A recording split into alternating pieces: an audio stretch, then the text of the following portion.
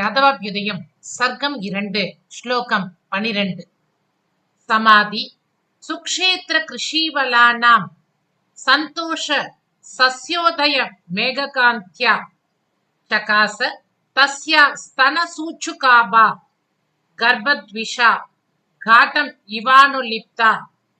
சமாதி சுக்ஷேத்திர கிருஷீவலானாம் சந்தோஷ சஸ்யோதய மேககாந்த்யா சகாச தஸ்யா ஸ்தனசூச்சுகாபா கர்ப்பத்விஷா காட்டம் இவானுலிப்தா. சமாதி யோகம் என்பது நல்ல நிலத்தை போன்றது.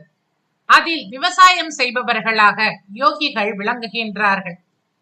அவர்களுக்கு ஏற்படும் சந்தோஷம் என்பது பயிருக்கு மேகம் போல. அதேபோல் தேவகியின் கர்ப்பகாந்தியானது ஒளிபெற்றதாக திகழ்கின்றது.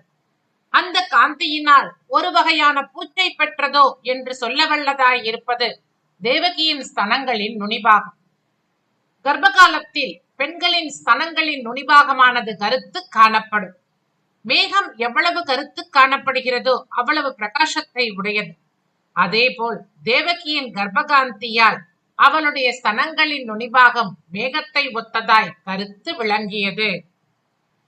சமாதி சுக்ஷேத்திர கிருஷீவலானாம் சமாதி சுக்ஷேத்திர கிருஷீவலானாம் சந்தோஷ சஸ்யோதய மேககாந்த்யா சந்தோஷ சஸ்யோதய மேககாந்த்யா சகாச தஸ்யாஸ்தனசூச்சுகாபா சகாச தஸ்யாஸ்தனசூச்சுகாபா கர்ப்பத்விஷா காட்டம் இவானுலிப்தா கர்ப்பத்விஷா காட்டம் இவானுலிப்தா.